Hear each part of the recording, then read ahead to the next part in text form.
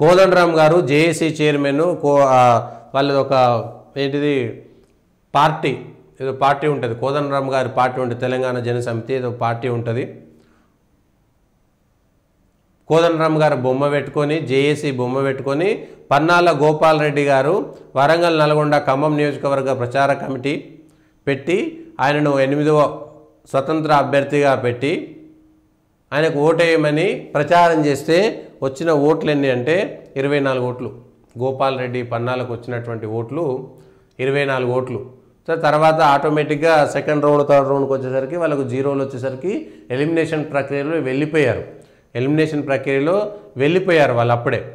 Gopal Reddy Pannala next elimination రౌండ్లోకి వచ్చేసరికి 0 ఓట్లు వస్తే తీసేసారు సెకండ్ రౌండ్కి వచ్చేసరికి.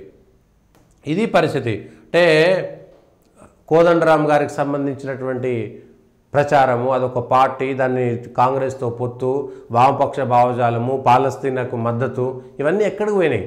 పాలస్తీనాకు మద్దతు ఇచ్చి వామపక్ష భావజాలం అని వామపక్ష విద్యార్థులకు సంబంధించి 50 ఏళ్లకు అవుతున్నాయి కాబట్టి అవన్నిట్లలో పాల్గొని అంటే పైన తెలంగాణ చేసి ఉండి పూర్తిగా వామపక్ష భావజాలాన్ని చాప కింద నీరులాగా తీసుకువెళ్ళేటువంటి ప్రయత్నం చేసి కాంగ్రెస్కు మద్దతు ఇచ్చి తెలంగాణ చేసి ఉంచి ఇవన్నీ చేసినటువంటి కోదండరామ్ గారు ఇవాళ ఆయన మద్దతు ఇచ్చినటువంటి బలపరిచినటువంటి అభ్యర్థికి వచ్చినటువంటి ఓట్లు 24 ఓట్లు.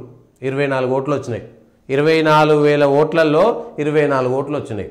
అది పరిస్థితి. అందులో టీచర్లు, చదువుకున్న వాళ్ళు, మేధావులు అనుకున్నటువంటి వాళ్ళు ఎందుకు ఓట్లు వేయలేదు? అట్లాంటి సందర్భంలో కనీసం ప్రచారం చేయకుండానే వదిలేయాల్సింది. ఇవాళ ఏమున్నది తెలంగాణలో?